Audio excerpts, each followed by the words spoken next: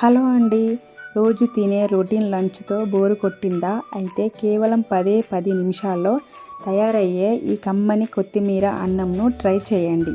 ఇది పిల్లల లంచ్ బాక్స్కి కూడా పర్ఫెక్ట్ ఆప్షన్. మరి ఆలస్యం చేయకుండా ఎలా చేయాలో చూద్దాం. ముందుగా వండిన అన్నంలో ఉప్పు, పసుపు వేసి కలిపి పక్కన పెట్టండి. ఇప్పుడు మిక్స్ జార్లో ఒక కట్ట కొత్తిమీర, 1 ఇంచు అల్లం, 3 పచ్చిమిర్చి వేసి మిక్సీ పట్టి పక్కన పెట్టండి. ఇప్పుడు పొయ్యి మీద కడాయి పెట్టి అందులో నెయ్యి, 1 పావు నూనె వేసి జీలకర్ర, ఆవాలు, పచ్చిమిర్చి, జీడిపప్పు, పచ్చిశనగపప్పు, పల్లీలు వేసి కరివేపాకు వేసి మంచి గోల్డెన్ కలర్ వచ్చే వరకు మీడియం ఫ్లేమ్పై వేయించండి. ఇవి వేగాక ముందుగా రెడీ చేసి పెట్టుకున్న కొత్తిమీర పేస్ట్ని వేసి కలిపి మూత పెట్టి 3 నిమిషాలు వేయించండి. అప్పుడే కొత్తిమీరలోని పచ్చి వాసన పోయి మంచి సువాసన వస్తుంది. ఇప్పుడు తగినంత ఉప్పు, పసుపు వేసి ఒకసారి కలిపి మూత పెట్టండి.